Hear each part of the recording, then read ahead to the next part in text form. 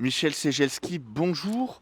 Merci de vous prêter au jeu de l'interview de TV Sud Magazine à une semaine de ces élections municipales des 15 et 22 mars prochains. Vous menez la liste pour Bagnols. Vous êtes candidat à ces élections municipales et je vais vous laisser 2 minutes pour vous présenter aux Bagnolais. Bien Rémi, bonjour, merci pour cette invitation. Effectivement, je suis Michel Segelski, j'ai 66 ans, je suis retraité récent du CEA où j'exerçais le métier d'ergonome. J'ai découvert Bagnols dans les années 80 en traversant Bagnols pour venir en vacances au soleil. La ville m'a plu et je me suis installé quelques années après, c'était à l'époque la ville la plus jeune de France. J'ai actuellement, bien sûr, excusez-moi, plaisir à vivre néanmoins dans cette ville où chacun euh, a pu voir son évolution. Et c'est pour ça, mais on va développer à travers vos questions, qu'avec mon équipe, nous souhaitons prendre d'une façon agréable, je souris parce que j'ai mes colistiers qui me regardent, que nous souhaitons nous impliquer dans cette ville, pardon. Pas de souci. Donc, 3 thèmes Excusez-moi. seront abordés aujourd'hui, Michel Segelski.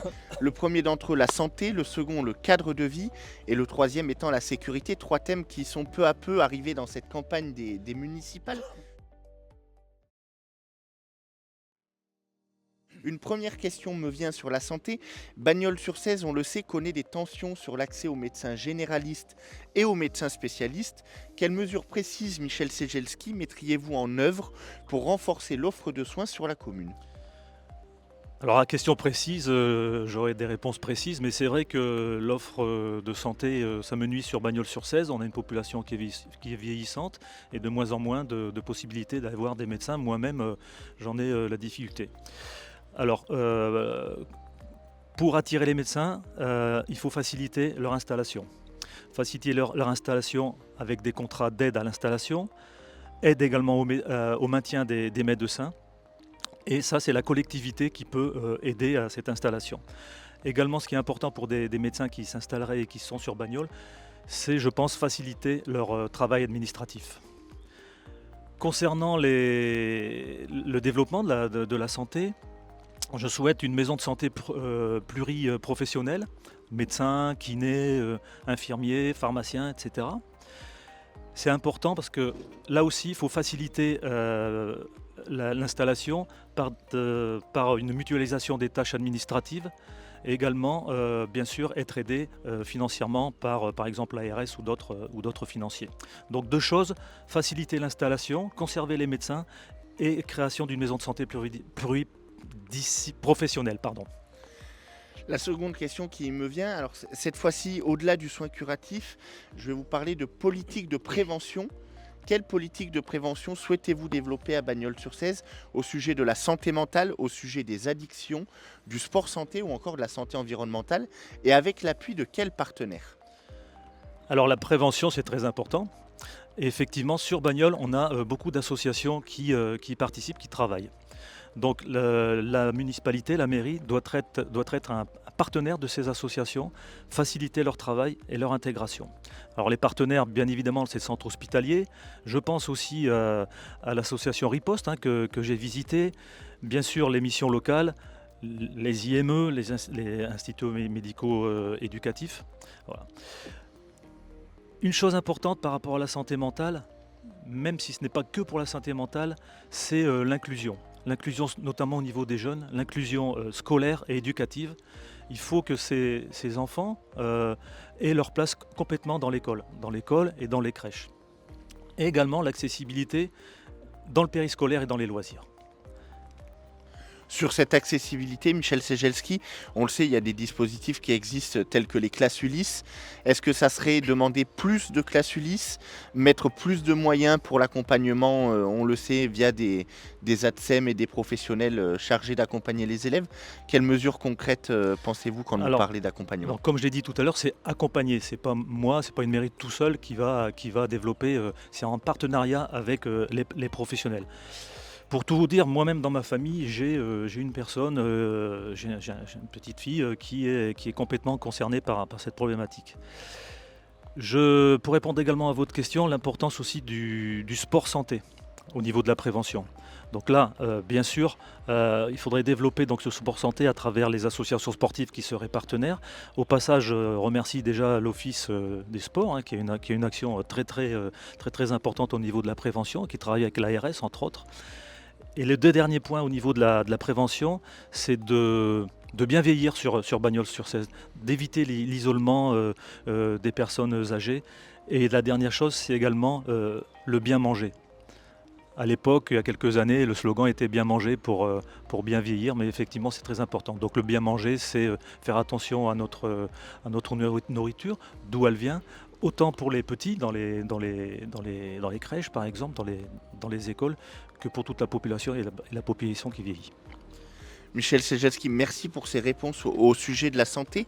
Nous vient maintenant le... Oui, allez-y. Et vu que c'est une question qui devient générale au niveau de la santé, je ne voudrais pas oublier le handicap. Parce que souvent c'est mis de côté. Alors je ne parle pas de la loi de 2005 qui oblige les municipalités à rendre l'accessibilité partout, mais au niveau du handicap, nous avons deux idées que nous proposerons. C'est une création de maisons de répit pour les personnes qui soignent, les familles qui soignent les personnes handicapées, qu'elles soient jeunes ou moins jeunes, et également une maison du handicap, un centre ressources, pour que dans ce centre ressources, il y aura un élu référent pour aider et accompagner les personnes en difficulté du point de vue du handicap. Cet accompagnement, ça sera un accompagnement pour trouver un matériel adapté, pour trouver des conseils sur les aides. Exactement, un centre ressources.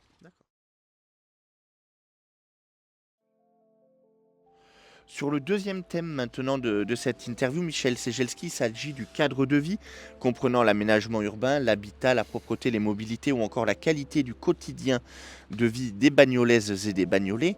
La première question que j'ai à vous poser, quelle est votre stratégie en matière d'urbanisme et de logement pour les 10 prochaines années? Rénovation du centre ancien, gestion des friches, équilibre entre développement et préservation des espaces naturels. Qu'est-ce qui est inscrit dans votre programme, Michel Segelski? Alors, le cadre de vie, c'est très vaste, donc il y a plusieurs thèmes. Déjà, la propreté. La propreté, tout le monde en parle effectivement, donc là, on est à peu près tous d'accord. Il y a une révision totale de la... Alors dans la propreté, il y a les incivilités, mais il y a aussi le ramassage des ordures ménagères, hein. Donc là, je parlais du ramassage des ordures ménagères. Il y a une révision totale du fonctionnement, avec l'agglo, bien évidemment, car c'est l'agglo qui en a la compétence. Dans tout ce qui peut rendre également agréable une ville, au-delà de la propreté, sont les déplacements fluides, des espaces publics très agréables. Donc, effectivement, au niveau des déplacements et du stationnement, il faut vraiment prendre à bras le corps la réfection des deux parkings, hein, Bourgneuf et Pierre-Bouleau. Donc les stationnements également spécifiques pour les professionnels, je pense des professions médicales, les infirmières, il ne faut pas qu'elles payent le stationnement à chaque fois qu'elles font 200 mètres pour aller chez les clients. Les artisans également, il faut les accompagner au niveau des stationnements. Voilà. Ce qui est important, c'est de travailler en concertation avec la population et avec les populations autour de ces stationnements et les commerçants. Je profite de dire un mot sur Paul Langevin. Paul Langevin, quand ce sens a été décidé, j'ai demandé moi, au maire Jean-Yves Chaplet ce qu'il en serait. Il m'a dit que c'était un essai. En fait, ce n'est pas du tout un essai, les travaux ont été faits de suite et on voit le problème de circulation que ça impute. Donc là, il faudra également se poser la question de revoir le sens de Paul Langevin. Mais ça, j'interrogerai la population en disant combien ça pourrait coûter s'il y avait une réflexion nouvelle à faire et combien et les avantages des inconvénients que ça pourrait amener. Voilà. Donc peut-être un double sens, peut-être le même sens, mais là, il faut vraiment travailler avec la population. Concernant la rénovation du centre ancien, on ne vous a pas entendu là-dessus, Michel Segelski. Qu'avez-vous prévu ? Alors le centre ancien, déjà les logements. Il faut qu'il y ait une révision des logements vacants et parallèlement à ça, un droit à la location que j'instaurerai. C'est pour qu'il n'y ait plus des locations insalubres qui soient louées. Ça serait une mise en Ça place serait d'un permis de louer, un c'est ça? permis de louer, c'est exactement le terme. Ensuite, la rénovation du centre ancien, c'est tout notre patrimoine et notre histoire qui est dans Bagnols. Bagnols, hein, c'était un village en fait, hein, tout le monde le sait. Et donc, rénovation du centre ancien, c'est important, c'est notre histoire, c'est nos racines. Donc là, revoir un parcours historique, par exemple, qui a été délaissé depuis pas mal d'années, une trentaine d'années. Donc voilà. Et puis après, qu'il y ait une cohésion dans les couleurs, récemment, j'ai vu Place Mallet, là, ces derniers temps, ces quelques mois, où des fenêtres ont été remplacées. C'est des fenêtres en plastique. Je ne veux pas de fenêtres en plastique sur la Place Mallet, par exemple. Donc là aussi, bien évidemment, concertation et accompagnement des propriétaires. Ma deuxième question sur le cadre de vie concerne vos engagements concrets. Et quels engagements concrets prendriez-vous pour améliorer la propreté, vous en avez parlé, mais également les mobilités et la qualité des espaces publics? La mobilité, j'en ai un peu parlé. Elle se fera dans la concertation, donc la mobilité au sens large de bagnole, hein. Voilà. Alors au niveau de la mobilité, il faut là aussi, ça a été un peu abandonné parce qu'il y a quand même 2 déviations depuis des années et des années qui ont été imaginées sur Bagnols. Il faut vraiment qu'on rattaque l'État à ce niveau-là. Est-ce que c'est possible ou est-ce que c'est pas possible? Il faut que la population le sache complètement. Au niveau des grands travaux concernant la mobilité, je vois très bien où est-ce que vous voulez en venir. Ça concerne la passerelle. Donc la passerelle, je pense que c'était pas le moment de la bâtir, de la construire. Il y avait d'autres, parce que elle nous coûte très cher, hein, près d'1 million pour la commune quand même. Et il y avait d'autres priorités par rapport à ça. Donc comme vous me parlez de la passerelle, là aussi, ça sera en concertation. Je demanderai à la population s'il faut la conserver ou s'il faut arrêter les travaux. Petit aparté quand même, on est là maintenant à une semaine des élections à peu près. Le maire s'est dépêché de démarrer des travaux de passerelle il y a 1 mois. Je lui ai dit, hein, s'il y avait eu un petit peu plus d'honnêteté, il aurait dû attendre de se faire peut-être réélire pour les démarrer, quoi. Parce que là, se précipiter pour faire des travaux, comment on va dire, c'est pas sympa.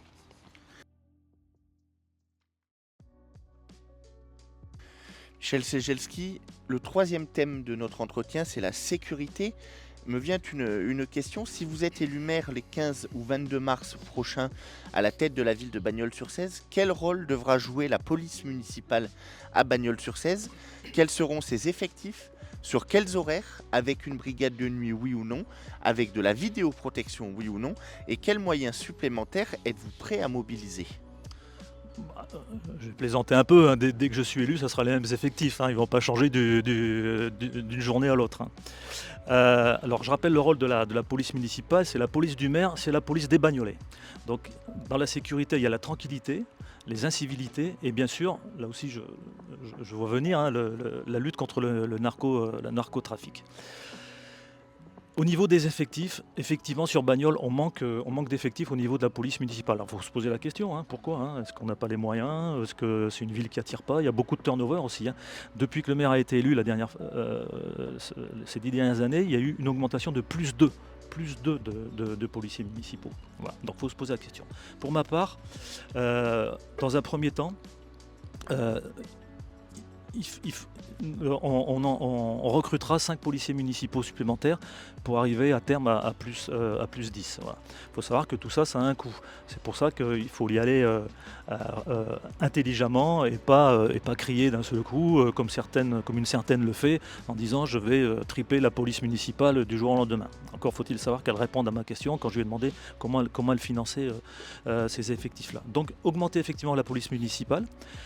Dans un premier temps, dans l'année, dans un premier temps aussi une révision de la plage horaire.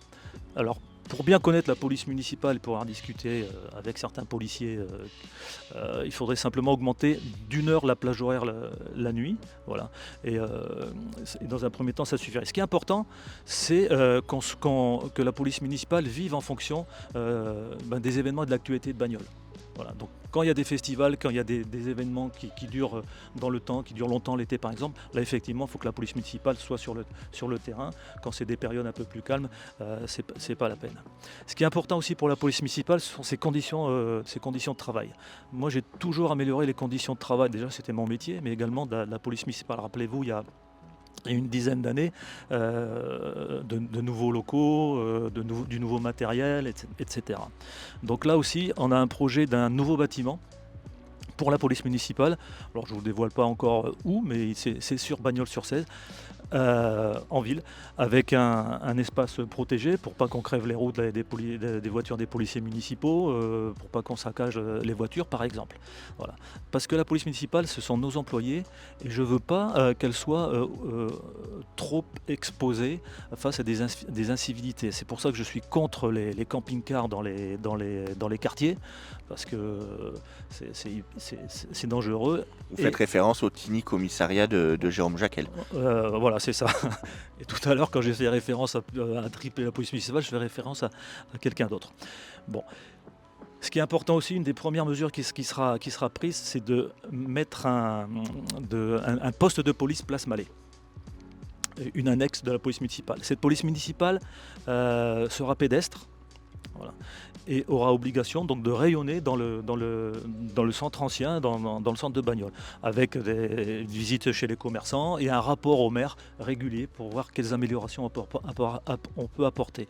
Parce qu'en fait, les améliorations qu'on pourra apporter à ce niveau-là, au niveau des incivilités, des insécurités, c'est aussi des citoyens qui nous le disent. Donc il faut toujours être en contact avec les citoyens. Alors, Michel Segelski, je me permets de vous couper parce qu'il vous restera sinon trop peu de temps pour répondre à la dernière question concernant la sécurité.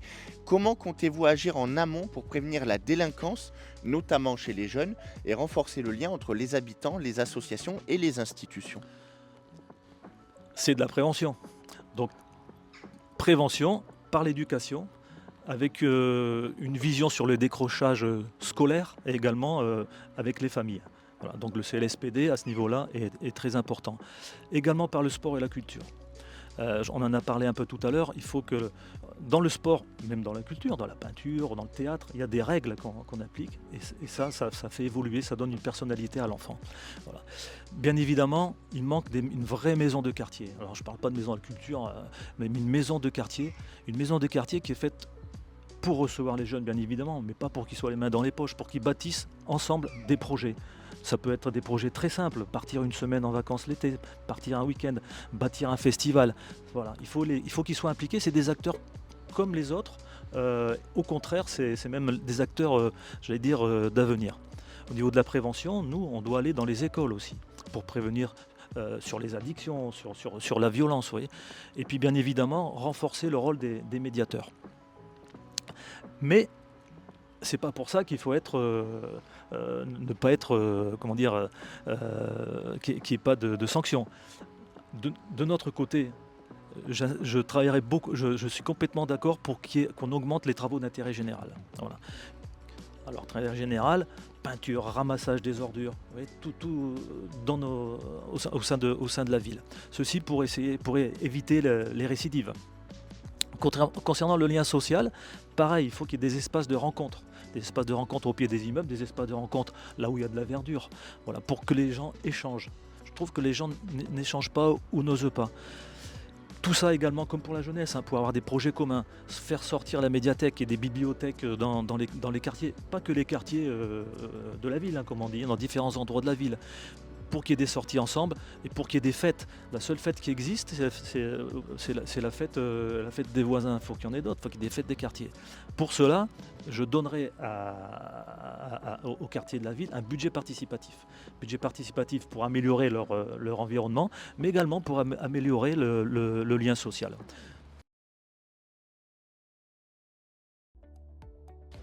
Michel Segelski, pour conclure cet entretien, me vient la dernière question. Si vous êtes élu maire de Bagnols-sur-Cèze avec la liste pour Bagnols que vous menez, à quoi ressemblera Bagnols-sur-Cèze en 2033, c'est-à-dire à la fin du mandat municipal? Alors, vous l'avez remarqué, aujourd'hui il pleut. Hein. La météo n'est pas avec nous, effectivement. La météo n'est pas avec nous. Enfin, interview heureux. Hein? Interview pluvieuse, Voilà, interview voilà, heureuse, voulez-vous voilà, dire? c'est ça, ouais. Voilà. Alors, la ville dans 10 ans, alors moi, ce que j'imagine, ce qu'on aime, c'est qu'elle soit attractive, qu'on ait amélioré la qualité de vie et qu'elle soit surtout adaptée aux conditions, aux changements écologiques et sociaux. Je veux une ville propre. Il y aura une brigade verte, un ramassage d'ordures ménagères qui a été revisité, des logements insalubres avec le permis de louer, on l'a dit. Je veux une ville avec des commerces. Il faut que nous soyons près des commerçants. J'ai un exemple. Il y a eu quelques semaines un braquage dans une boulangerie. Là où je vais acheter mon pain, le patron vient me voir, me dit mais tu fais encore partie de la mairie? Donc je lui dis oui, bon voilà. C'est inadmissible, a dit le maire n'est même pas venu me voir. Donc il faut être près des commerçants. C'est un boulanger des Escanaux. Hein. Donc une ville avec des stationnements revus, des aides à l'installation et surtout faire revenir le marché en ville. Et que dans 10 ans, on ait un grand marché tel que je l'ai connu au début des années 80. Je finis Rémi, une ville verte, réduire les îlots de chaleur, notamment dans les écoles. Et puis un projet qu'on a, j'ai pas eu le temps d'en parler, au niveau de l'urbanisme, c'est de végétaliser l'îlot Saint-Gilles. Il y a eu trop eu de manifestations, notamment avec des petits, parce qu'il y a la médiathèque ludothèque à côté, au mois de mai. Et franchement, passer 2-3 heures là-dessous, c'est chaud. Donc l'îlot Saint-Gilles, il faut qu'il soit vert. Bien sûr, on a des projets au niveau de Parc Grimbaud, et notamment du Mot-Coton. L'embellir et notamment l'entourer. Et puis un mot aussi concernant la ville verte, parce qu'on le met dedans, nous c'est la protection animale aussi. Protection animale, mais aussi veiller aux nuisances animales. Pigeons, chats. Également une ville de cohésion sociale et de services. Je rappelle, hein, une des premières volontés et ce qu'on fera, c'est de remettre les services municipaux en mairie. Les services municipaux actuellement à Bagnols, ils sont éclatés. Quelqu'un qui arrive à Bagnols qui ne connaît pas, il va faire un jeu de zigzag dans Bagnols-sur-Cèze pour trouver un état civil et inscrire un enfant à son école. Ensuite, bien évidemment, parce que ça me touche, vous savez pourquoi, une ville qui aimera son histoire et sa culture, donc refaire des parcours culturels. Les musées, on n'a pas le temps d'en parler, mais là aussi, actuellement, il y a un musée qui est fermé depuis 5 ans et j'ai pas pu l'ouvrir. J'allais presque supplier le maire de l'ouvrir, mais quand on me répond il n'y a que des cailloux, c'est pas sympa. Et surtout remettre en place que Bagnols ait des festivals. Peut-être pas d'ici là, dans 10 ans, un festival reggae. Parlant du reggae, moi j'ai rencontré les anciens organisateurs. Ils m'ont certifié qu'on pouvait, pour 2027, faire revenir un festival reggae sur Bagnols. Je parle pas en l'air, hein. Moi je vois les gens et quand je dis quelque chose, c'est que c'est sûr et certain. Voilà une conclusion, Michel Cegelski, donc le retour du festival reggae d'ici quelques années si vous êtes élu. Ouais, merci Michel Cegelski. Et permettez-moi de rajouter un tout malheureusement petit mot. votre temps est terminé, Michel Cegelski. Okay. C'était 2 minutes. Ça fait 2 minutes 30 maintenant. C'est la dure loi du jeu, mais tous les candidats s'y sont pliés. Alors je m'y plie avec plaisir et merci beaucoup pour cette interview. Merci d'avoir participé à cette interview et bonne journée. Merci à toi, merci à vous.